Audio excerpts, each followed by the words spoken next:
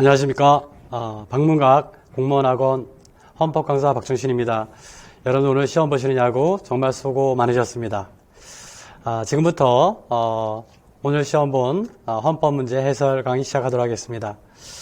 전체적으로 봤을 때 예년과 마찬가지로 판례와 그 다음에 조문을 위주로 한 출제였습니다.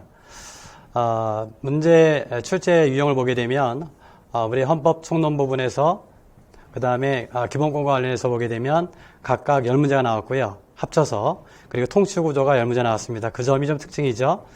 예년에 비해 본다면 일반적으로 통치구조 부분이 한 40% 나오는데 이번 출제는 50%가 출제했으니까 상대적으로 많은 문제가 출제였다 이렇게 말씀드릴 수 있겠습니다.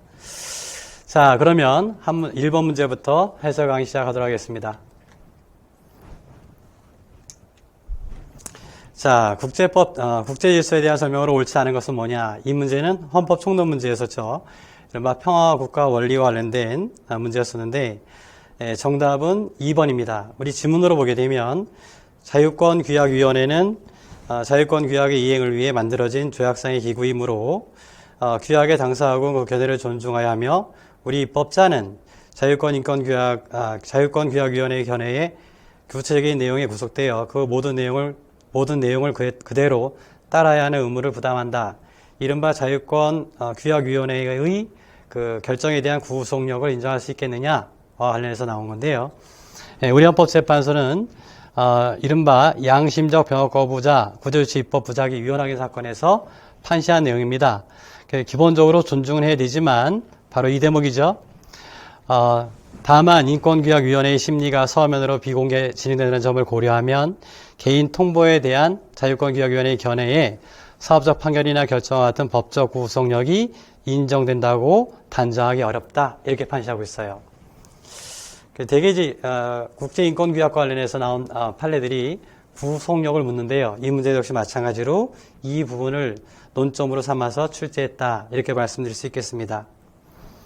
자, 반면에 1번 여러분도 잘 아시겠지만 이것도 우리가 예상했던 문제 중에 하나입니다. 조약은 일반적으로 문서로 된 합의를 말하는데 그거 외에도 서면의 경우가 대부분이지만 예외적으로 구두 합의도 조약의 성격을 가질 수 있다. 이게 우리 헌재가 판시한 내용인데요. 일반적인 우리 헌재가 종전 판시한 내용하고는 달라서 출제 예상 지문으로 삼았던 그런 내용이 되겠습니다. 자, 그 다음에 3번은 잘 아시겠지만 우리 헌법 조문이죠. 6조 1항. 그 다음에 4번 조약과 비구속적 합의. 최근에 정치권에서도 이 부분에 대한 논의가 없잖아 있었는데요. 어떻게 구별할 것이냐의 문제였었어요. 이것도 역시 우리 헌재가 판시한 그런 내용이 되겠습니다. 그래서 이에 따라 비구속적 합의로 인정되는 때 그로 인하여 국민의 법적 지위에 영향을 받지 않는다 할 것이므로 이를 대선헌법소원 심판 청구는 허용되지 않는다. 이거는 어떤 내용이냐면 결과적으로 조약과 비구속적 합의를 구별할 이익이 어디 있느냐, 실익이 어디 있느냐의 문제였었어요. 자, 그 다음 문제 볼까요? 다음 문제도 역시 우리 헌법 총론과 관련된 문제였었습니다. 민주적 기본 질서에 대한 설명으로 옳지 않은 것은 뭘까? 물론 이것은 정당제도, 여러분들 이거 문제 출제 안 할 수가 없는 문제였었죠. 위헌 정당 해산 제도 관련된 사건이었습니다. 자, 1번 정답으로 먼저 말씀드리면 정답은 4번이에요. 모든 정당의 존립과 행동이 최대한 보장되어야 하는 것은 아니므로 어떤 정당의 민족 기본 질서를 부정하고 이를 적절히 공격하는 경우에 행정부의 통상적인 처분에 의해서도 해산될 수 있다. 우리 헌재가 일찍이 판시한 바가 있는데요. 과거에 1958년도에 진보당이 행정처분에 의해서 해산된 역사 경험이 있습니다.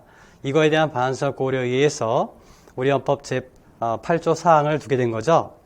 그 점을 우리 헌재가 다시 확인합니다. 그래서 어떤 경우라 하더라도 행정부의 통상적인 처분에 의해서 해산될 수는 없다는 점이 우리 헌재의 확고한 입장입니다. 그래서 이 대목이죠. 여러분들 이 문제는 틀리지 않으셨을 거라 생각이 듭니다. 오직 헌법재판소가 그 정당의 위헌성을 확인하고 해산의 필요성을 인정한 경우에만 정당 정치 영역에서 배제된다는 것이다. 확고한 입장을 하고 있죠. 이 앞에 부분에 보시게 되면 단순히 행정부의 통상의 처분에 있어서는 해산될 수 없다. 이렇게 판시하고 있죠. 그래서 정답은 4번이 되는 것이고, 자, 1번 지문도 역시 마찬가지로 우리 헌법재판소가 판시한 내용이에요. 그래서 이 정당제도, 이 민주주의 원리와 관련해서 사회의 자율적인 의사결정이 궁극적으로 올바른 방향으로 전개될 것이라는 신뢰를 바탕으로 한다. 라는 전제 판시를 하게 되죠. 네. 여러분들 보시면은 이 앞부분이 그와 관련된 내용이 되겠습니다. 그 다음에 2번, 예, 이 8조 사항의 민족기본소의 의미, 즉, 위헌정당 해산제도의 실적인 요건이죠. 이 민족기본질서를 어떻게 이해할 것이냐. 물론 학설상으로 보게 되면 이 민족기본질서를 자유민족기본질서만 국한된 것이냐, 아니면 자유민족기본질서 외에 사회민족기본질서까지 포함시켜 볼 것이냐에 대한 논의가 있었는데, 그 점에 대한 우리 현재의 유권적 해석이다, 이렇게 보시면 되겠습니다. 세부적으로 말씀드리면 이 대목도 여러분들이 좀 기억하실 만한 내용이 됩니다. 어떤 내용이냐면, 예, 기본적으로 구체적인 요소 있지 않습니까? 이걸 가끔 시험 문제로 출제하기도 해요. 구체적으로는 국민주권의 원리, 기본적 인권의 존중, 권력분립제도, 복수 정당제도 등이 주요한 요소라고 볼 수 있다라고 판시하고 있는데, 이 대목도 아울러서 기억해 두시기 바랍니다. 자, 그 다음에 3번, 예, 정당의 그 지위와 관련해서 나온 판시 내용이겠습니다. 특히 이 정당의 우리 헌법상의 지위라고 하는 것은 뭐죠? 매개체로서의 지위를 갖고 있는 거죠. 그 점을 우리 현재는 다시 한번 확인하고 있습니다. 자, 그 다음에 이건 정당제도와 관련된 문제였었고요. 3번 헌법 전문입니다. 헌법 전문. 자, 옳지 않은 것은 무엇일까? 역시 판례에 의한다라고 하고 있는데, 예, 정답은 2번이 되겠습니다. 헌법 전문에서 3.1운동으로 건립된 대한민국 임시정부의 법통을 계승한다고 선언하고 있는데, 국가는 일제로부터 조국의 자주독립을 위하여 공헌한 독립유공자와 그 유족에 대하여는 응분의 예우를 하여야 할 헌법적 의무를 지니며, 여기까지는 특별히 문제 없죠. 이러한 헌법적 의무는 당사자가 주장하는 특정인을 독립유공자로 인정해야 한다는 것을 뜻한다라고 되어 있는데, 주장만 있다고 해서 국가용자로 인정해야 될 의무는 없겠죠. 그 점을 우리 현재는 일찍이 판시한 바가 있습니다. 예, 바로 이 대목이 되겠습니다. 당사자가 주장하는 특정인을 반드시 독립유공자로 인정하는 것을 뜻할 수는 없다라고 일찍이 판시한 바가 있어요. 그래서 정답 찾기는 어렵지 않았을 것이다 생각이 들고요. 다만 여러분들 중에서 1번 지문은 너무나 잘 아시죠. 이건 누차 우리 헌법 지문으로 떴던 문제죠. 3.1 정신이 기본권인가 아니다라고 하는 것 맞는 지문 나왔고요. 그 다음에 역시 마찬가지로 3번 지문도 마찬가지입니다. 예, 그래서 특정 토지에 대한 보상이란 자기 의무가 마찬가지로 2번과 관련해서 이해하시면 돼요. 특정 토지에 대한 보상이란 자기 의무가 헌법에서 유래하는 자기 의무로 특별히 구체적으로 규정되어 있다거나 해석상 도출된다고 볼 수 없다. 예, 우리 현재 2019년도에 판시한 그런 내용이 되겠습니다. 혹시 이 문제와 관련해서 4번 문제와 2번 지문을 둘 중에 답이 뭘까 혼동하신 분이 없잖아 있었을 것이라는 생각이 들어요. 왜 그러냐면 이른바 3.1 운동으로 건립된 대한민국 임시정부의 법통을 계승한다라고 하는 조문이, 그 내용이 우리 현행 헌법에 들어갔거든요. 근데 여기 보게 되면 1972년도 제7차 개정헌법에 3.1 운동이 들어와 있기 때문에 이거는 현행 헌법이 아닐까 이렇게 생각하시는 분도 없잖아 있으실 거예요. 거기서 포인트는 뭐냐면 대한민국 임시정부의 법통 계승, 그것은 우리 현행 헌법에 들어온 겁니다. 그 점을 여러분들이 구별해서 기억하시면 좋겠습니다. 자, 그 다음 4번 문제 볼까요? 예, 여기 앞부분에 제가 우리 72년 헌법 전문을 좀 소개해 놨는데요. 이건 참고해 두시고, 4번 문제 기본권 부분입니다. 최근에 9월 11일 날 국가직에서도 이 교육할 권리는 시험에 출제된 적이 있어요. 역시 우리 시험에서 나왔는데요. 자, 옳은 것은 뭘까? 자, 여기서 정답은 1번이 되겠는데요. 이 의무교육의 무상 원칙과 관련해서 이것이 의무교육의 비용을 오로지 국가나 지방자치의 예산으로 해결해야 함을 의미하는 것은 아니다. 요거 맞는 질문이 됩니다. 예. 여기 우리 헌법재판소 판시 내용 보시면 되겠고요. 그럼 2번은 틀렸다는 얘기인데요. 예.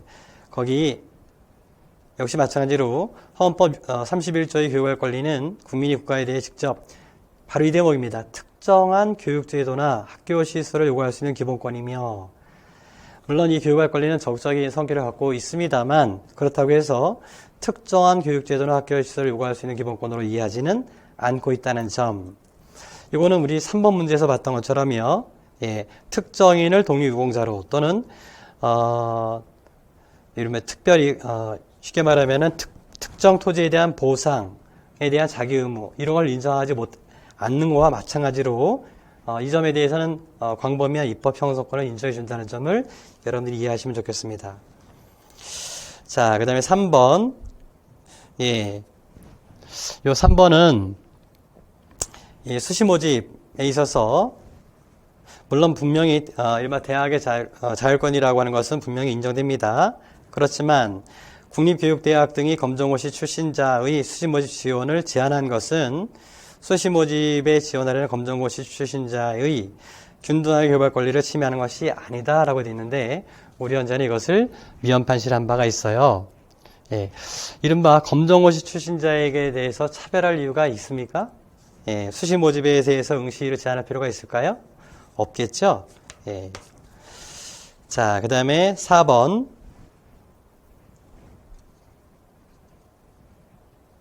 예, 이것도 마찬가지입니다. 그 앞부분까지는 특별한 문제가 없는데, 바로 이 뒷부분입니다.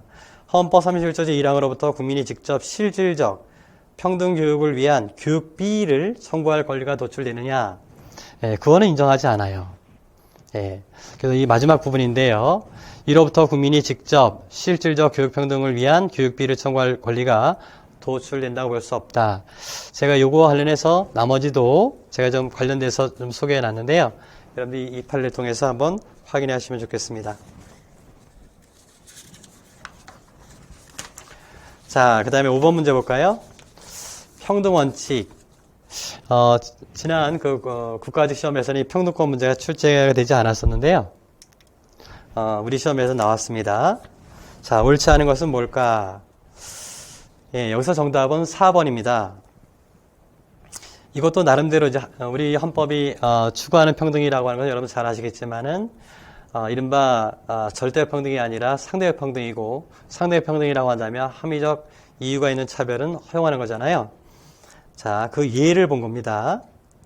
고등학교를 졸업한 공직 후보자에 대해서는 수학기간 기재를 요구하지 않으면서 고등학교 졸업 학력 검정고시 합격한 공직 후보자에게는 고등학교를 중퇴한 경력에 대해서 학력을 기재할 때 수학기간을 기재하도록 요구하는 것이 평등원칙에 위배되느냐?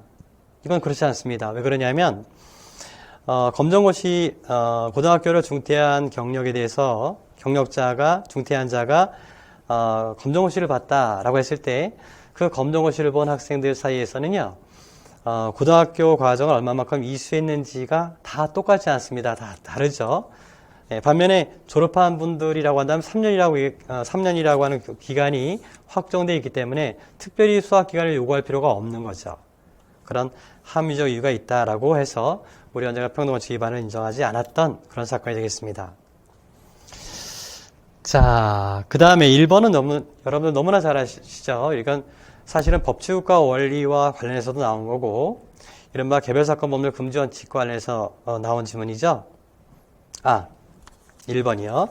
그래서 개별사건 법률이라고 해서 언제나 위헌은 아니죠. 그 내용이 문제된다. 그래서 결국 평등의 원칙이 추구하는 실적인 내용이 정당한지 여기에 따라서 판단된다는 거, 정말 많이 나오는 질문 중에 하나입니다. 그 다음에 2번도 이 평등의 의미를 법 앞에 평등일 때 그 앞의 의미를 어떻게 이해할 것이냐에 문제였어요. 그래서 이것을 법 내용상의 평등이냐, 법 적용상의 평등이냐, 이 점에 대한 문제였었는데, 우리 현재는 당연히 뭐죠? 법 적용상의 평등만이 아니라 법 내용상의 평등을 요구한다는 점을 분명히 밝히고 있죠. 자, 그 내용이 되겠습니다. 그래서 아무리 법 적용을 평등하게 한다 하더라도 내용 자체가 삐뚤어져 있다면, 이미 기울어진 운동장이라고 한다면 아무리 평등하게 적용한다 하더라도 결국 차별이 될 수밖에 없겠죠. 그와 관련된 일반적인 평등의 개념을 물었던 그런 판례가 되겠습니다. 자, 그 다음에 3번은요. 이거 신체의 자유와 관련해서 그 죄형법정주의 원칙이 있지 않습니까? 그 죄형법정주의 원칙 중 마지막 부분이 적정성의 원칙이에요. 그 적정성의 원칙이라고 하는 것, 다시 말하면 그것이 법률에 규정되어 있고 형벌부서 원칙에 위반되지도 않고 명확하고 또 엄격하게 해석한다라고 하더라도 그 법의 내용이 이런 거예요. 적정하지 않다면 그럼 죄형법정주의 원칙, 다시 말하면 실질적 죄형법정주의 원칙에 위반된다라는 것입니다. 그래서 이른바 죄형법정주의 원칙의 파생 원칙이 5가지가 있는데 그 중에서 적정성의 원칙과 관련된 그런 판시 기준입니다. 위헌성 심사 기준이란 말이죠. 특정한 범죄에 대한 형벌이 그 자체로서 책임과 형벌의 비례 원칙에 위반되지 않더라도, 않더라도 보호법익과 죄질이 유사한 범죄에 대한 형벌과 비교할 때 현저히 불합리하거나 자의적이어서 형벌 체계상의 균형을 상실한 것이 명백하다면 평등 원칙에 위반된다. 예. 그래서 일반적으로 그 적정성 원칙과 관련해서 나오는 가장 대표로 보게 되면 역시 형벌 균형론이 되겠습니다. 형벌 균형의 원칙, 이거 관련해서 판시한 내용이고, 다른 말로 하게 되면 체계 정당성의 원칙, 우리가 일반적으로 법치ju과 관리에서 이야기하는 체계 정당성의 원칙과 관련해서 아주 대표적으로 판시한 그런 내용 중에 하나가 되겠습니다. 물론 좀 더 어렵게 출제한다면, 예, 이건 아주 쉽게 출제한 것이고요. 좀 더 어렵게 낸다면 거기 보호법익과 죄질이 유사한 범죄에 대한 형벌과 비교할 때라고 되어 있죠. 만약에 보호법익과 죄질이 유사하지 않다면 이거는 비교할 수 없어요. 그것을 아마 좀 더 어렵게 낸다면 낼 수 있지 않았을까 생각입니다. 과거에 이런 형식으로 출제한 문제가 없지 않아 있었어요. 아울러서 기억해 주시면 좋겠습니다. 자, 그 다음에 6번 문제는 재판을 받을 권리 관련해서 나온 문제가 되겠습니다. 재판 청구권 문제인데요. 자, 재판 청구에 대한 설명으로 옳지 않은 것은 뭘까? 이 재판이라고 하는 것은 결국 사실과 법률 해석을 법관에 맡긴다라는 뜻이에요. 그래서 우리 헌법재판소가 재판을 받을 권리에 대해서 이렇게 판시하죠. 적어도 사실 판단과 법률 판단을 사실 판단과 법률의 해석 적용을 적어도 1회 법관에 의한 판단을 받을 권리를 의미한다. 이렇게 판시한 바가 있지 않습니까? 예, 그 점 너무나 여러분 잘 아실 것이고. 자, 그와 관련해서 그걸 전제로 해서 보시면 됩니다. 자, 옳지 않은 것은 뭐냐? 예, 3번이 정답이 되겠는데요. 헌법에서상 국회가 선출하여 임명된 헌법재판소 재판관 중 공석이 발생한 경우 헌법재판소 재판관은 9분인데 그 9명 중에서 3인은 국회가 선출하지 않습니까? 근데 그 중에 한 분이 어떻게 됐다는 얘기예요? 공석이 발생했다. 그러면 국회가 어떻게 될까요? 공정한 헌법재판을 받을 권리의 보장을 위해서 공석인 재판관의 후임자를 선출할 이른바 의무가, 자기 의무가 있느냐 없느냐 어떻게 봐야 될까요? 당연히 있는 거죠. 그렇죠? 예, 헌법재판소 재판관 우리 헌법이 9분으로 해놨는데 그 중에서 3인은 국회가 선출하고 해놨는데 그 중에 한 분이 공석이 된다. 그러면 그러니까 여기서 전제는 뭐냐면 헌법 재판을 받을 권리도 재판을 받을 권리 한 내용이 된다는 점이 전제되어 있는 거예요. 또 동시에 공정한 재판을 받을 권리도 우리 헌법 재판 받을 권리에 포함되어 있다는 점이 전제되어 있는 것입니다. 이 두 가지 점을 전제로 해서 판시한 내용이 되겠습니다. 그래서 여기서는 자기 의무가 있다는 점 확인하시면 되겠고요. 예, 그렇기 때문에 앞에서 우리가 전제했던 것처럼 배심 재판을 받을 권리가 포함되지 않는다. 우리가 법관에 의한 재판을 받을 권리가 보장되어 있는 것인데요. 이때 법관이란 직업법관을 말합니다. 배심 재판이 아니라. 그 다음에 2번 여러분들 DNA 감식 시료 채취 관련돼서 우리 헌재가 예컨대 그 보안 처분과 관련해서도 판시한 바가 있고 영장주의와 관련해서도 판시한 바가 있어요. 그리고 개인정보 자기일정과 관련해서 판시한 바가 있는데 우리 현재는 다 합헌 결정 내렸죠. 그런데 한 번 위헌 결정 내린 것이 뭐냐면 바로 이 대목입니다. DNA 감식 시료 채취 영장 발부 과정에서 만약에 DNA 채취를 요구할 때 임의로 응했다면 이때는 영장주의가 적용될 여지가 없어요. 그런데 거부한다면 그때는 영장을 발부해야 되는데, 그죠? 영장을 발부해야 되는데 그 과정에서 채취 대상자에게 자신의 의견을 밝히거나 영장 발부 후 불복할 수 있는 기회가 그런 권리가 보장되어 있지 않은 거, 그 점에 대해서는 우리 헌법재판소가 재판을 할 권리 침해를 이유로 위헌 결정 내린 바가 있습니다. 예, 그 점을 우리 시험 문제로 낸 거예요. 예, 이거 2번 판례 여러분 확인하시면 되겠습니다. 자, 그 다음에 4번은 너무나 잘 아시죠? 예, 이와 유사한 판례가 뒤에 또 하나 나왔던데 우리 질문으로, 예, 이른바 우리가 재판을 받을 권리를 보장해놓고 있지만 그렇다고 하더라도 대법원의 재판을 받을 권리가 우리 헌법상 재판을 받을 권리의 내용이 되느냐? 그렇지는 않다는 점, 예, 그 내용이 되겠습니다. 자, 그 다음에 7번도 예, 우리 기본권에서 나온 문제가 되겠습니다. 청원에 대한 설명으로 옳지 않은 것은 뭘까? 자, 정답은 1번이 되겠습니다. 예, 옳지 않은 것인데, 국민은 법령에 따라 행정 권한을 위임 또는 위탁받은 개인에게 청원을 제출할 수는 없다. 예, 이른바 누구에게 청원할 것이냐의 문제인데요. 물론 개인에게 청원할 수 없죠. 그렇지만 여기서 보시게 되면 함정 문제로 내신 것 같은데, 행정 권한을 위임 또는 위탁받은 법인 단체 또는 그 기관이나 개인이죠. 이걸 우리가 뭐라고 합니까? 공무수탁 사인이거든요. 그래서 이 공무수탁 사인도 공행정 업무를 담당하는 기관이기 때문에 당연히 청원할 수 있고, 우리 처원법에서도 명시적으로 규정해 놓고 있어요. 그래서 제출할 수 없다라고 했기 때문에 이 없다는 부분이 틀린 질문이 되겠습니다. 있습니다. 그 다음에 2번 선지는 이거는 청원 사항이에요. 그래서 법률, 명령, 조례, 규칙 등의 제정, 개정 또는 폐지는 청원 사항에 해당됩니다. 그 다음에 3번, 제가 지난번에 국가직 시험 해설해 드릴 때도 이 청원관에서 보게 되면 국회법 또 지방자치법을 꼭 보실 필요가 있다라고 했는데, 그 국회법의 내용이 출제된 것입니다. 의장은 청원을 접수했을 때 청원 요지서를 작성해서 인쇄하거나 전산명에 입력하는 방법으로 의원에게 배부하는 동시에 소관위원회에 회부하여 심사하게 한다. 이거는 우리 국회법에 나와 있어요. 그래서 우리가 청원법만 보시지 마시고 이 국회법과 지방자치법도 아울러 검토하실 필요가 있습니다. 대개 이제 국회법과 지방자치법에서 여러분들 알고 계신 것은 뭐냐면, 국회나 지방의회에 청원할 때 의원의 소개 어도록 한 거 있지 않습니까? 예, 그것 다 역시 국회법이나 지방자치법에 있는 거예요. 그래서 아울러서 여러분들이 기억해 주실 필요가 있습니다. 자, 사항도 마찬가지가 되겠습니다.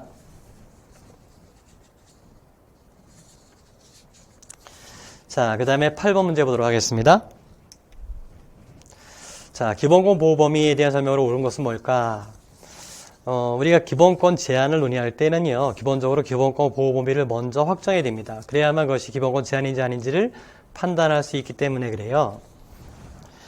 자, 옳은 것은 무엇일까? 정답은, 예, 3번이죠. 헌법 21조, 즉 음란표현은 헌법 20조에 규정하는 언론 출판의 자유의 보형 내에 있다. 이건 과거에 우리 헌법재판소가 판시한 내용을 바꾼 거죠. 이건 21조 제4항에 타인의 권리, 명예, 공중노동이나 사회윤리를 언론 출판의 자유의 한계로 볼 것인지 아니면 개별적 법률 유보의 유보 조항으로 볼 것인지 여기에 따라 달라진다. 아마 기본강의 시간이나 다른 판례 시간에 여러분들 충분히 공부하셨으리라고 생각이 들어요. 워낙 이건 굉장히 중요한 판례이기 때문에 여러분 잘 아시리라 생각이 들고요. 결국 이 개별적 법률 유보 조항으로 이해하기 때문에 결국 음란 표현도 우리 헌재가 표현의 자유의 보호 영역으로 포섭시켰던 그런 내용이 되겠습니다. 그래서 이 3번이 맞는 질문이 되겠고, 자, 그 다음에 1번, 이것도 여러분들 너무나 많이 나오는 판례죠. 종교의 자유 관련해서 국민에게 그가 선택한 임의 장소에서 자유롭게 행사할 수 있는 권리까지 보장한다. 이게 해외 위난 지역 사건 하시면 여러분들 생각나실 것입니다. 그래서 해외 위난 지역의 여권 사용 제한한 거 있지 않습니까? 그 사건에서 판시한 내용인데, 그러한 그가 선택한 임의 장소에서 이를 자유롭게 행사할 수 있는 권리까지 보장하는 것은 아니라고 우리 헌재가 판시하고 있죠. 예, 이 대목이 되겠습니다. 자, 그 다음에 2번은 이거는 이른바 사생활의 비밀과 자유 관련해서 아주 대표적인 판례 중에 하나예요. 결국 사생활이라고 하는 영역에 이 변호사의 업무와 관련된 수임 사건이 포함될 것이냐 이 부분이었는데 우리 헌법재판소는 해당되지 않는다라고 봤어요. 그래서 세 번째 줄부터 보실까요? 변호사의 업무와 관련된 수임 사건의 건수 및 수임액이 변호사의 내임이란 개인적 영역에 속하는 것이라 보기 어렵고 따라서 이 사건 오늘 조항이 청구자의 사생활의 비밀과 자유를 침해하는 것이라 할 수 없다 이렇게 판시하고 있죠. 네. 그 다음에 우리가 이제 공무원 시험이니까 이 4번 같은 지문도 안 나올 수가 없죠. 네. 이른바 공무 수행의 자유. 우리 공무단위권의 의미는 여러분 잘 아실 거예요. 현실적으로 행사한다 라는 의미가 아니라 뭐라 그래요? 예, 공직취임의 기회 보장이라고 하는 것은 자의적인 공직취임의 기회를 박탈할 수 없다 이런 내용이 되겠고요. 또 신분 박탈이나 직무 정지, 그죠? 정당한 사유 없는 이런 것들은 당연히 포함되는데 더 나아가서 이른바 공무수행의 자유까지 보장할 것이냐 이건데요. 그렇지는 않다는 거죠. 네, 이것도 여러분들 너무나 잘 아시는 내용이라고 보여집니다. 자, 그러면 자 9번 문제 볼까요? 자, 재산권에 대한 설명으로 옳지 않은 것은 아마 기본권 부분에서 이 재산권에 대한 이 판례가 좀 비교적 어렵지 않았을까 생각이 들어요, 여러분들. 예. 재산권에 대한 설명으로 옳지 않은 것은 뭘까? 사실 이것은 우리 재산권 보장 체계 헌법 21조 1, 2항 그리고 3항 이 체계를 어떻게 이해할 것이냐를 전제로 해서 논의되는 그런 부분이 되겠는데요. 사실 그 이론을 전부 다 이해한다는 것은 그렇게 쉬운 일이 아니죠. 이와 관련된 판례도 엄청나게 많은데요. 그렇지만 재산권 부분은 헌법 23조 1, 2항과 3항의 체계, 기본적인 체계를 여러분들 행정법 공부하신 분 아시겠습니다만 이른바 분리이론과 경계이론 중에서 우리 헌재는 그 분리이론의 입장에서 서 있거든요. 그 시각에서 판시하고 있는 그런 내용이 되겠습니다. 자, 옳지 않은 것은 뭘까? 4번이 되겠어요. 여러분들 잘 아시겠지만 사회적 구속성이라고 하는 것, 그죠? 재산권이 갖고 있는 우리 헌법 23조 2항에서 얘기하는 공무원의 적합 의무를 구체로 표현한 것이 사회적 구속성 또는 사회적 귀속성이 되겠는데요. 그 사회적 귀속성의 정도에 따라서 재산권에 대한 입법 형성권의 범위가 달라져요. 그래서 사회적 구속성이 크면 클수록, 다시 말하면 사회적 연관성이 크면 클수록 입법자에게는 광범위한 재량권이 인정됩니다. 그러면 위헌성 심사 기준은 완화되는 거죠. 그 예로 농지를 소개한 거예요. 농지의 경우 그 사회성과 공성의 정도는 일반적인 토지의 경우와 동일하므로 농지 재산권을 제한하는 입법에 대한 헌법 심사의 강도는 다른 토지 재산권을 제한하는 입법에 대한 것보다 낮아서는 안 된다라고 되어 있는데 농지에 대한 사회적 연관성은 크거든요. 다른 토지보다 더 크다라고 봐야 됩니다. 우리가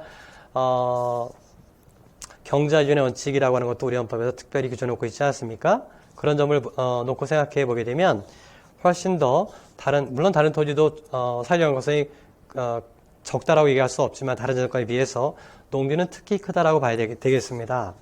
그렇다면 입법 형성권이 커지고 위헌성 심사 기준은 완화되는 거죠. 그 점을 판시한 거예요. 그래서 이 마지막 5번째 줄을 한번 보시면 되면 농지 재산권을 제한하는 입법에 대한 헌법 심사의 강도는 다른 토지 재산권을 제한하는 입법에 대한 것보다 완화된다라고 하고 있죠. 예. 그 점 보시면 되겠습니다. 자, 그 다음에 1번 이건 아주 A, B, C가 되겠습니다. 그래서 재산권에 대한 제한으로 인해서 토지 소유자가 종래의 지목과 토지 현황에 의한 이용 방법에 따라 토지의 사용도 할 수 없거나 실질적으로 두 가지죠. 토지의 사용 수익을 전혀 할 수 없는 경우, 그런 재산권의 제한은 토지 소유자가 수행해야 할 사회적 제약의 범주를 넘는 것으로서 손실을 완화하는 보상적 조치가 있어야 비례 원칙에 부합한다. 헌법 23조 1, 2항이라고 하는 것은 1, 2항의 근거 법률이라고 하는 것은 재산권을 형성한다라고도 하고 있지만 그 형성의 의미는 뭐 어떤 거냐면 재산권을 두 가지 의미를 얘기하고 있어요. 재산권을 구체화시킨다, 동시에 제한한다는 의미를 갖고 있습니다. 네, 그렇기 때문에 우리가 일반적으로 재산권에 대한 법률 유보를 재산권 형성적 법률 유보 외에 재산권 제한적 법률 유보, 재산권 구체적 법률 유보로 나눠본다면, 굳이 그 세 가지로 나눠본다면 사실은 재산권에 관한 헌법 23조 1, 2항에 근거한 법률은 재산권 구체적 법률 유보로 이해하는 것이 맞아요. 그렇지만 우리 현재는 구체적 법률 유보와 형성적 법률 유보를 크게 구별하지 않고 있어요. 그래서 다시 한번 그 내용을 강조한 것에 불과합니다. 자, 그래서 헌법 23조 1, 2항에 근거한 법률의 위헌성 심사 기준은 결국 37조지 2항일 수밖에 없고, 이때 여기서 판시하고 있는 것처럼 그 두 가지 경우, 종래의 지목과 토지 현황에 의한 이용 방법에 따른 토지 사용도 할 수 없는 경우, 그 외에 실제로 토지의 사용 수익을 전혀 할 수 없는 경우, 이런 경우라고 한다면 이 재산권에 대한 제한은 비례원칙에 반한다. 그러면 비례원칙에 부합하기 위해서는 보상 규정을 둬야 되는데, 이때 보상 규정은 헌법 23조 3항에 근거한 보상 규정이 아니다. 이게 바로 분리 이론이에요. 네. 자, 그 다음에 2번, 우선, 소액 임차인의, 우선 변제 특권에 관한 내용이었었어요. 우리 현재가, 소액 임차인 보호를 위한 합의정의가 있다라고 해서, 평등원칙에도 위반되지 않고 재산권 침해도 인정하지 않았던 사건이 되겠고요. 그 다음에 3번은, 앞서 말씀드렸던 헌법 23조 1, 2항에 근거한 그 법률을 제정할 때 우리 국회에게 인정된 입법 형성권을 판시하고 있는 것입니다. 그래서 가지기 때문에 재산권의 본적 내용을 침해해서는 아니 된다거나 사회적 기소성을 함께 고려하여 균형을 이루도록 하여야 한다는 등의 입법 형성권의 한계를 일탈하지 않는 한 헌법에 위반되지 아니한다라는 판시를 한 바가 있습니다. 자, 제가 마지막에 해설을 다 말씀을 드리고 제가 첨언해서 드리고 싶은 말씀이 있는데요. 이거 중간에서 한번 말씀드리면, 사실 지금 9번 문제까지 봤습니다만 어떤 법률이 위헌이냐 아니냐 이런 부분도 사실 없잖아 있습니다만 그 부분은 적죠. 그 판결의 결과를 묻는 것은 굉장히 적습니다. 실제로는 앞서 얘기했던 것처럼 기본권의 보호 범위가 어디까지냐, 그죠? 또 재산권의 내용이 어디까지냐, 또 위헌성 심사 기준이 무엇이냐, 이렇게요. 헌법재판소 판례에 녹아있는 헌법 이론을 주로 시험 문제에 내는 것이다. 여러분들 그 점을 여러분들이 소홀히 하시면 안 됐던 것이죠. 자, 그 다음에 10번 문제 보도록 하겠습니다.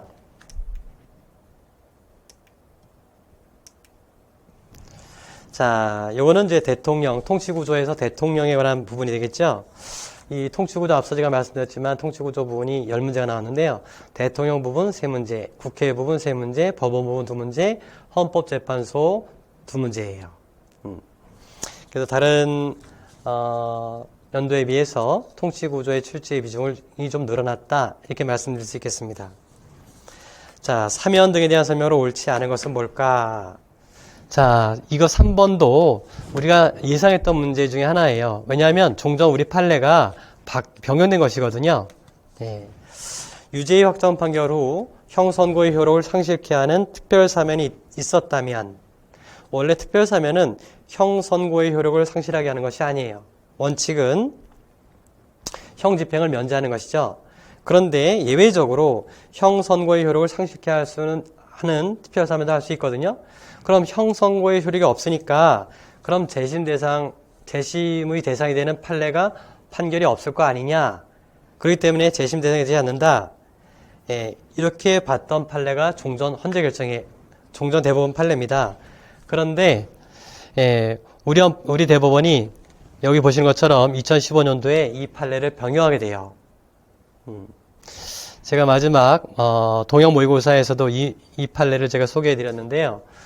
왜 그러냐면 사실은 우리가 사면이나 복권 등을 받았을 때 형선고의 기성의 효과는 소멸하지 않는다는 점을 간과해서는 안 되죠. 바로 그 점 때문입니다.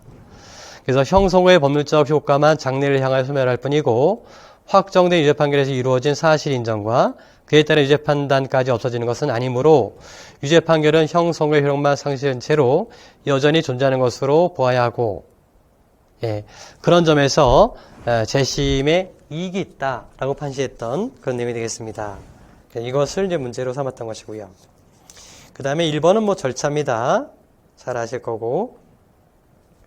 그 다음에 2번, 형의 집행유예를 선고받은 자에 대해서는 형 선고의 효력을 상실하게 하는 특별 사면. 자, 어느 때 형 선고의 효력을 상실케 하는 특별 사면을 할 수 있느냐? 이거 우리 법에 나와 있는 거죠. 그래서 형의 집행유예를 선고받은 자, 선고받았을 경우에는 일반적으로 특별 사면의 경우에는 형 집행을 면제하는 것인데 형 집행 면제가 아니라 형 선고의 효력을 상실케 하는 특별 사면도 할 수 있는 것입니다. 우리 사면법 제7조에 나와 있는 거예요. 자, 그 다음에 4번.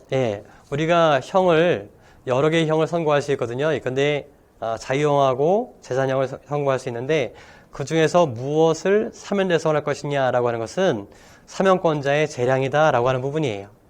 네.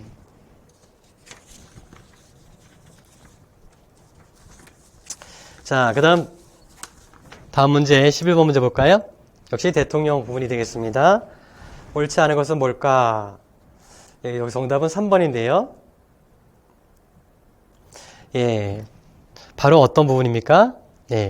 항상 대통령의 국가기관 부분에서는 긴급 명령, 긴급 재정제 명령, 그 다음에 계엄. 이 요건을 기억해 주셔야 되죠?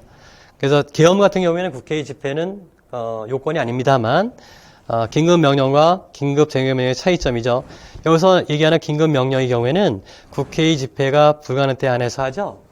여기 나온 것처럼 국회의 집회를 기다릴 여유가 없을 때 하나요. 이거는 긴급 재정제 명령의 요건이 되겠습니다. 정답은 여러분도 어렵지 않게 찾았겠다라는 생각이 듭니다. 그 다음에 1번. 역시 탄핵 안 나올 수가 없죠. 그래서 탄핵의 경우에 대통령과 다른 공직자와 차이가 있다는 점을 밝힌 거고요. 그 다음에 2번, 1번은 이제 노무현 대통령 탄핵 사건이었고 2번은 박근혜 대통령 탄핵 사건이었어요. 그래서 그 마지막 부분이죠. 세 번째 줄부터 국민의 생명이 위협받는 재난 상황이 발생했다고 해서 피청리 직접 구조 활동에 참여하는 등 구체적이고 특정한 행위 의무까지 바로 발생한다고 보기는 어렵다. 뭐 대통령이 이런 구조 활동을 직접 해야 되는 것은 아니지 않습니까? 자, 그 다음에 4번도 우리 헌법 조문이죠. 이런 건 틀리면 절대 안 되죠. 자, 그 다음에 12번. 행정부에 대한 설명으로 옳은 것은 무엇일까? 자, 정답은 1번입니다. 그래서 여러분 잘 아시겠지만은, 헌법에서 위임받은 사항을 요거는 이른바 위임법의 한계에서 위임한 법률의 위헌성과 그 다음에 위임 명령 한계인데요. 이건 위임 명령 한계예요. 그래서 재위임은 가능한데 적어도 대강이라도 정해놓고, 그죠? 대강을 정하고 그 중에 특정 사항을 범위를 정해서 하위 법령에 다시 위임하는 경우에만 허용된다는 점, 이 점을 밝힌 거죠. 그래서 맞는 의미 되겠고요. 그 다음에 당연히 입법사항이라 하더라도 불용에 위임할 수 있습니다. 가능하고. 그 다음에 이건 3번은 바뀌었죠? 자, 지금 국무위원은 국무총리 요청으로 대통령이 임명하죠? 행정학부의 장 중에서가 아니라. 국회는 대통령에게 행정학부의 장의 해임을 건의할 수 있으나 당연히 국무위원 해임할 수 있고요. 해임 건의할 수 있고요. 물론 이 건의의 효력, 구속력은 없습니다. 자, 그 다음에 13번 문제. 헌법소원 문제입니다. 그래서 헌법소원 대상 문제가 되는데요. 정답은 4번입니다. 우리가 공권력 헌법소원이라고 하는 것이 공권력 행사나 불행사로 국민의 기본권을 침해한 경우에 그 공권력 행사나 불행사를 다투어서 침해된 기본권을 회복시키는 헌법재판이라고 하는 것을 우리가 헌법소원이라 하지 않습니까? 그때 공권력이라고 하는 것은 국민의 기본권을 새로이 침해해야 되는 거예요. 그래서 거기에 해당되느냐 안 되느냐 그 이해가 되는데요. 이런 형태의 문제는 상당히 고전적인 출제 유형이 되겠습니다. 워낙 이 판례가 많기 때문에 이렇게 잘 묻지 않았는데요. 혹여 우리 수험생들 중에서 당황하신 문제 중에 하나가 아닐까 그런 생각이 듭니다. 네, 정답은 4번이에요. 보시는 것처럼. 자, 1번은 뭐 답을 하실 분은 안 계실 것 같고요. 그 다음에 2번도 이것이 공권력 주체를 되는데 증권회사를 회원으로 했을 땐 법인이고 원칙적으로 피청구인이 회원이 아닌 자는 유가증권 시장에서 매매 거래를 하지 못하며 유가시장에 유가증권을 상장하는 법인은 피청구회사의 피청구인이 지정한 유가증권 상장 규정 등을 준수하겠다는 상장 계약을 체결한 것이다 라고 하면서 요 청구는 부적법하다라고 보고 있죠. 즉 공권행사에 해당하지 않는다라고 보고 있습니다. 이 해설 참고하시면 되겠습니다. 자, 그 다음에 예비사원 채용 공고도 역시 마찬가지예요. 사실 공고라고 하는 것은요, 이리적으로 얘기할 수 없어요. 공고 중에서 헌법소원 대상이 되는 것도 있고 대상이 되지 않는 것도 있습니다. 왜냐하면 공고 자체가 어떤 경우에는 행정규칙에 불과한 경우도 있고 또 국민에게 구속력을 주는 경우도 있어요. 그렇기 때문에 그렇습니다. 자, 그 다음에 14번 이 국회 부분인데 특별정적소 문제 물었었어요. 다른 것은 뭐냐? 이건 2번이었었죠? 그래서 하나는 즉 국회의 임시회 집회 요구는 제적 4분의 1 반면에 국무위원 해임 건의는 제적 3분의 1이죠. 나머지도 여러분들 제가 해서 붙여놨으니까 확인해 보시면 되겠고요. 자, 이건 뭐 그렇게 어렵지 않았던 문제라 생각이 들고요. 또 15번 문제에 옳은 것만 골라라 라고 되어 있는데 국회의원 부분입니다. 자, 기억이 틀린 것은 너무나 잘 아실 거예요. 국회의원의 이른바 심의표결권 문제는 우리 헌법에 명시적 규정이 없지만 당연히 인정하고 있다라고 하면서 이거는 국회의원에게 인정된 권한이기 때문에 개별적 의사에 포기할 수 없죠. 있다라고 했으니까 이게 틀린 것이고 니은은 맞죠. 네, 이거는 우리 국회법의 내용이 되겠고요. 디귿도 맞습니다. 이것도 여러분들 국회의원의 의무와 관련된 조항이 그것이 두 가지가 나온 거거든요. 하나가 디귿이 금지 의무, 그 다음에 리을이 영리의 금지 의무인데요. 이건 국회법에 나와 있습니다. 그래서 국회 부분에서 맨 마지막이 국회의원 부분인데 또 국회의원 맨 마지막 부분이 국회의원의 의무 부분이에요. 일반적으로 헌법상의 의무와 법상의 의무를 구별하는 정도로 좋겠는데 올해 문제는 좀 세부적으로 물었다는 것이 좀 특징이다. 이렇게 말씀드릴 수 있겠습니다. 그래서 이 문제도 조금 당황스럽지 않았을까 이런 생각이 좀 들어요. 자, 그 다음에 16번 문제 법원 문제입니다. 옳지 않은 것은 뭘까? 자, 정답은 2번이죠. 여러분들 그 약식명령 사건이 꽤 많이 나오는데요. 약식 절차에서 피고인이 정치재판을 청구한 경우에 약식명령의 형보다 중한 형을 선고할 수 없도록 한 거. 이것이 위헌인가 문제예요. 이른바 법원의 양형 결정권을 침해한 것인가. 근데 이 점에 대해서 우리 헌법재판소는 일찍이 꽤 오래된 판례죠. 2005년 나온 판례인데 일찍이 이걸 위헌으로 보지 않았습니다. 이거는 이제 이른바 사법권의 독립 중에서 이른바 법관의 독립. 그래서 그 중에서 법관의 독립 중에서 양형 판단권 관련된 그런 판례가 되겠습니다. 왜냐하면 여기에 대해서 불복이 있다면 정치재판을 청구할 수 있기 때문에 그래요. 이걸 우리가 형사소송에서도 이 규정이 있거든요. 상소와 관련해서 보게 되면 있거든요. 이른바 상소권을 보호해주기 위한 거예요. 정치재판 청구권을 보호해주기 위해서 인정한 것입니다. 이걸 이른바 불이익 변경 금지 원칙이라고 해요.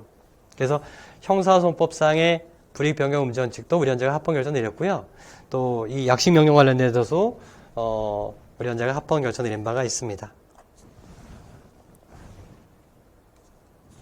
그 다음에 1번은 여러분 잘 알겠지만 단심제 관련된 거죠. 법관 징계에 대한 단심제. 우리 헌재가 합헌 결정 내린 바가 있고요.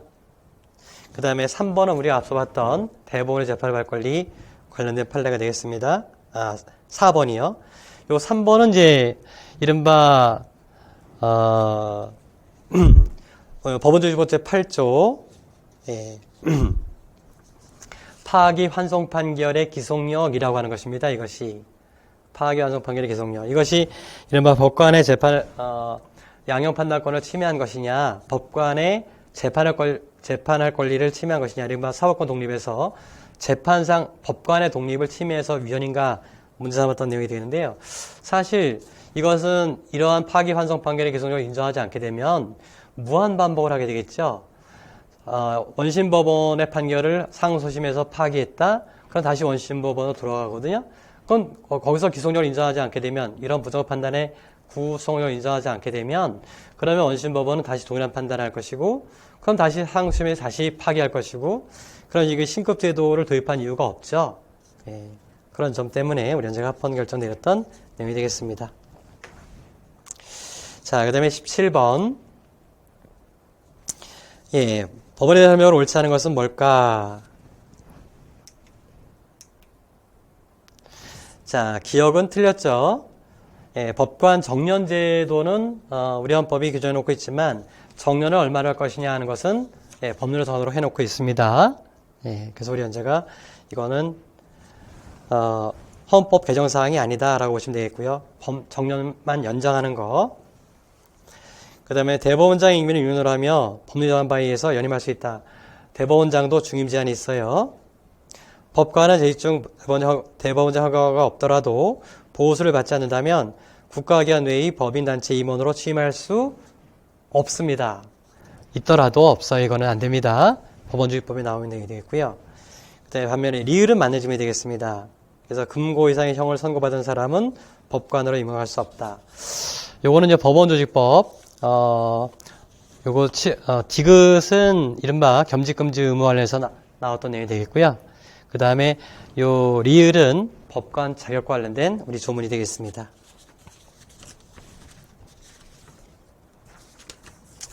자, 그 다음 문제. 역시 또 헌법소원에 관한 문제였었죠? 자, 옳지 않은 것은 뭘까? 지난 국가직 시험에서는 한 문제는 헌법재판에 두 문제 나왔는데요. 한 문제는 헌법소원이고 한 문제는 권한쟁의 심판이었었어요. 자, 정답은 옳지 않은 것은 3번이 되겠습니다. 국내 불온서적 차단 대책 강구 지시, 이것이 직접성이 인정될 것이냐? 이거 문제 삼았었는데, 우리가 헌법소원의 요건이 있지 않습니까? 대상 적격뿐만 아니라 청구인 적격도 있어야 되고, 그 다음에 기본권 침해의 직접성, 현실성, 자기관련성이 인정돼야 되고요. 근데 이 18번 문제는 직접성과 관련된 문제였었죠? 그 다음에 뭐 보충성도 있어야 되고, 또 권리보호 이익이 있어야 되고, 청구기한을 준수해야 되지 않습니까? 이러한 요건 중에서 직접성과 관련된 문제였습니다. 우리 헌재 판시를 보게 되면, 그 지시를 받아 하고 부대장이 일반 장병을 대상으로 그에 따른 구체적인 집행을 함으로써 일반 장병의 기본권 제한 효과가 발생한다. 그러니까 그 지시 자체로는 직접성 인정하기가 어렵다라고 판시했던 내용이 되겠습니다. 1번은 여러분들 너무나 잘 아시는 내용이 됩니다. 그래서 이 집행행위에는 모두 포함된다는 거죠. 바로 이 대목, 입법행위도 포함된다는 점, 이 점 여러분들 잘 알고 계실 겁니다. 따라서 법률 규정이 그 규정의 구체화를 위하여 하악의 유범의 시행을 예정하고 있다면 그때는 직접성 인정할 수가 없는 거죠.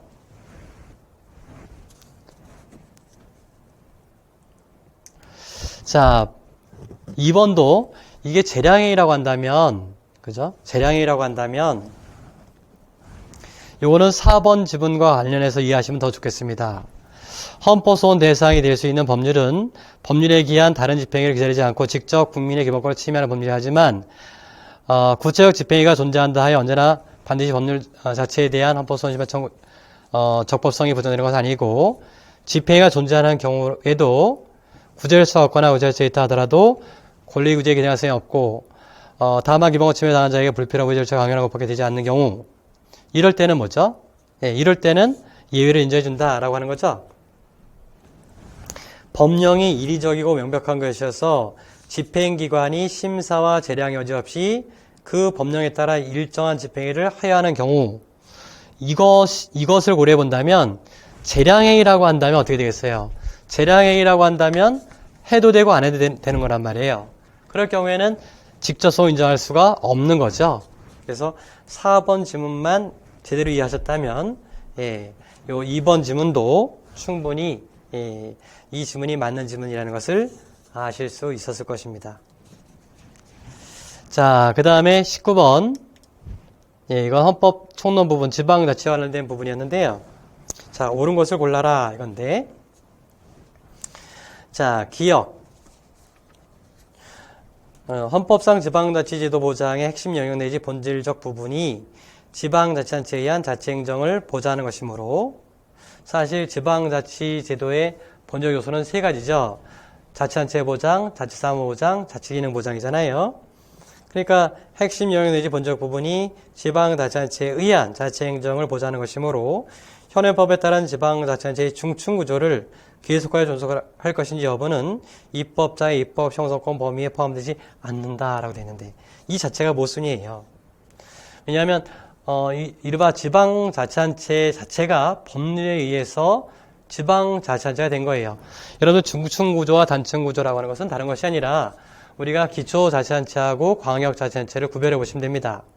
예. 그래서 기초자치단체와 광역자치단체 이렇게 중층구조로 되어 있는 경우가 있고요. 제주 특별자치도처럼 거기는 그냥 하나의 자치단체만 있는 거예요. 그래서 이것은 역시 입법 형성권에 맡겨져 있다라고 하는 것이 우리 현재 기본적인 시각이죠. 그래서 이건 틀린 질문이 되겠고, 그 다음에 니은. 권한쟁의가 지방교육자치관한 법률 제2조에 따른 교육, 학에 관한 지방자치단체 사무에 관한 것인 경우, 자, 누가 당사가 되느냐, 권한쟁의 심판에 당사가 되느냐, 요거는 이제 지방자치제도와 권한쟁의가 엮여 있는 그런 부분이 되겠습니다. 그래서 이때는 누가 된다고요? 교육감이 된다.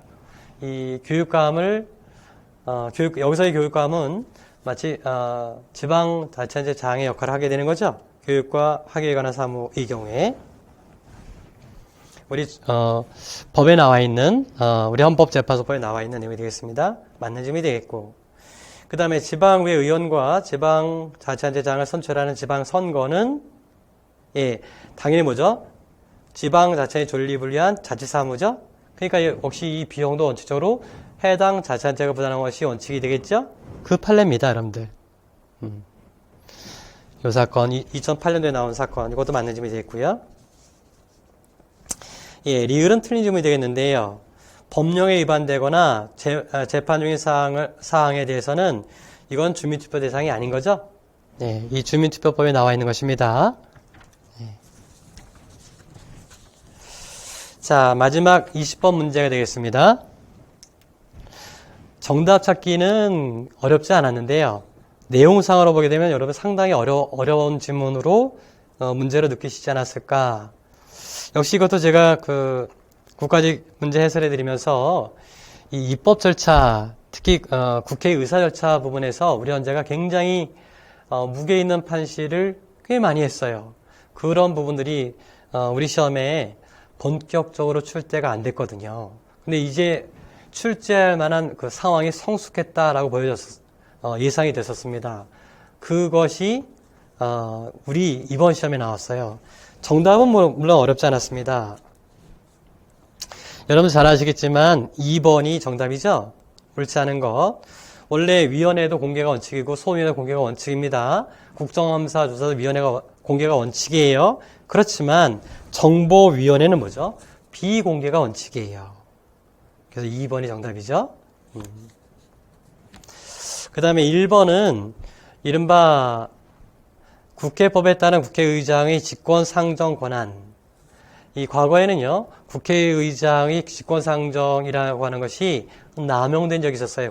여야가 극한 대립을 할 때, 그죠? 국회의장이 직권상정해서 어떤 법안을 통과시키는 그런 예가 많았습니다. 이른바 여러분들 국회 선진화법의 한 내용으로 그래서 심의기관 국회의장이 위원회에 어떤 법안을 회부하면서 심의기간을 정해주는 그런 제도가 있습니다. 그 기간이 도과되도록 결정을 못했다. 그럼 일정 기간 내에 국회의장이 직권으로 상정할 수 있도록 해놨습니다. 그래서 그 제도 자체가 국회의장의 직권 상정 제도를 제한하는 그런 내용을 갖고 있었어요. 그 점에 대한 이 내용은 조문에 나와 있는 것이 아니라 우리 현재 판시 내용입니다. 국회의장의 직권상정 권한은 국회의 수장이 국회의 비상적인 헌법적 장애 상태를 회복하기 위하여 가지는 권한으로 국회의장의 의사정리권에 속하고 의안 심의에 관하여 위원회 중심주의를 채택하고 있는 우리 국회에서는 비상적 예외적 의사 절차에 해당한다. 이게 정상적인 절차는 아니라고 보는 거죠. 그 판시를 우리 헌재가 직접 합니다. 예, 이 대목 보시면 충분히 이해하실 수 있어요. 그 다음에 3번도 국회의장이 의안을 정리하는 겁니다. 이 정리 권한이 과연 국회의장에 있을까? 국회 동의 없이 할 수 있을까? 이 문의 판시 내용이에요. 국회의장이 국회의 위임 없이 법률안을 정리하더라도 그러한 정리가 국회에서 의결된 법률안의 실적인 내용에 변경을 초래한 것이 아닌 한 헌법이나 국회법상의 입법 절차 위반이 아니라고 본다. 이게 헌법재판소의 입장이거든요. 그만큼 이것은 어떤 것을 표현하고 있냐면 이것을 찬성하는 입장도 있고요. 반대하는 입장도 있어요. 이 판례가 꼭 옳다 이런 얘기는 아니고요. 그만큼 국회가 갖고 있는 자율권이라고 하는 것을 존중할 필요가 있다. 이런 시각으로 여러분들 이해하시면 좋겠습니다. 자, 그 다음에 이 4번 이것도 정말 이 국회법 93조 관련된 판례인데 무지무지하게 중요한 내용이 됩니다. 이거는 여러분 잘 아시겠지만은 그 국회에서 안건 토론에 대한 절차가 나와 있어요. 절차. 예, 그 부분입니다. 그 안건을 심사한 위원장의 심사 보고 질의토론을 거쳐 표결하나 위원회의 심사를 거치지 아니한 안건에 대해서는 제안자가 취지를 설명해야 하고 위원회 심사를 거친 안건에 대해서는 의결로 질의와 토론을 모두 승낙하거나 그중 하나를 승낙할 수 있다. 예, 그 점에 대해서 우리 헌재가 판시한 내용이 됩니다. 물론 이 판시는 2009년에 나온 판례입니다만 이런 내용들은 계속 반복하고 있어요. 우리 헌재가. 특히 권한쟁의 사건에서 여러분 보시면 헌어라 사건이죠. 이 권한쟁의 사건에서 국회의원과 국회의장 간의 권한쟁의 사건이 있지 않습니까? 이 사건에서 상당히 자주 판시하고 있는 내용 중에 하나입니다.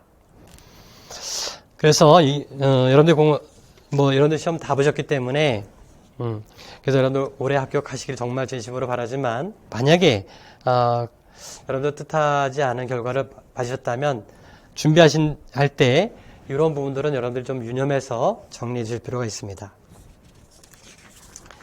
자, 이렇게 해서 제가 준비한 해설 강의를 모두 마칠 거고요. 우리가 지금까지 제시해드렸던 이 해설 내용은 우리 자료실에 있으니까 여러분들이 필요하시면 다운받아서 보시면 좋겠습니다. 사실 우리가 시험 준비를 하시면서 시험 기간 동안에 공부하시는 것도 물론 무지무지하게 힘들고 저도 여러분들보다 훨씬 많이 오랜 기간 공부도 해봤고 떨어져도 봤고 합격해도 봤어요. 그래서 여러분들이 얼마만큼 힘들었을지 충분히 이해가 됩니다. 자, 그렇지만 이제는 뭐죠? 시위를 떠난 화살이다. 여러분들 오늘 그 결과가 어떻게 될지는 이미 떠난 것이니까 여기에 너무 연연하지 마시고 좋은 성적을 얻으시기를 물론 무조건 제가 바라고 기원합니다만 만약에 그렇지 생각보다 좋은 성적을 얻지 못했다 하더라도 기운 내시고 새로운 준비를 하시면 좋겠습니다. 제일 먼저 무엇보다도 건강을 회복하시는 것이 굉장히 중요하다. 되게 시험 보고 나면 몸살을 알아요. 저도 괜찮다가 시험 보고 나면 몸살을 꽁꽁 앓았던 적이 그런 기억이 납니다만 일단 기본적으로 건강 회복에 주력하시고 어쨌든 여러분들 그동안 시험 준비하는 데 고생하셨고 여러분 모두 합격하시기를 진심으로 바라겠습니다. 여러분 감사합니다.